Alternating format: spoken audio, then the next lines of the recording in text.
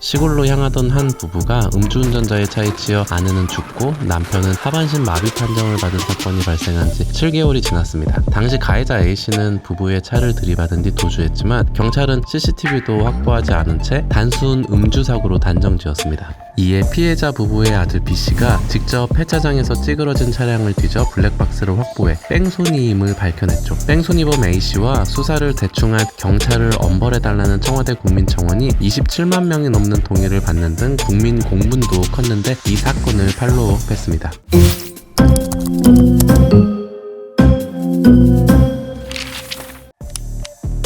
지난해 6월 22일 평택 파주고속도로 동시흥 JC 분기점 부근 도로 위에서 시골로 향하던 한 부부의 차를 만취운전 차량이 들이받고 도주한 음주 뺑소니 사고가 있었습니다. 이 사고로 조수석에 있던 아내는 죽고 남편은 하반신 마비 판정을 받아 평생 누군가의 도움이 필요한 상태가 됐습니다. 사고를 낸 가해자 A씨의 당시 혈중 알코올 농도는 면허 취소에 해당하는 상태였습니다. 사고 후 차로 도주했던 A씨는 걸어서 다시 사고 장소로 돌아왔고 당일 변호사를 선임해 경찰 조사를 받았습니다. 그러나 경찰은 CCTV도 확인하지 않고 이 사건을 단순 음주사고로 결론 내립니다. 경찰이 못 믿어왔던 B씨는 직접 폐차장에 가 부모님의 차를 뒤져 블랙박스를 확보했고 이를 돌려보며 정확한 사고 위치를 찾았습니다. 그곳에서 CCTV가 있다는 사실을 확인하고 경찰에 CCTV 확보를 요청했죠. 경찰은 며칠 후 B씨에게 뺑소니 여부를 적용할 수 있겠다고 말했습니다. B씨는 국민청원에 초동수사 미흡한 경찰과 파렴치한 가해자를 엄중 처벌해달라고 호소했고 이 글은 27만 명이 넘는 동의를 받았습니다. 당시 A씨는 윤창호법으로 알려진 위험운전 치사죄에 특가법상 도주치사죄가 추가로 적용돼 구속 통치됐고 담당 경찰은 징계위원회에 회부됐었습니다.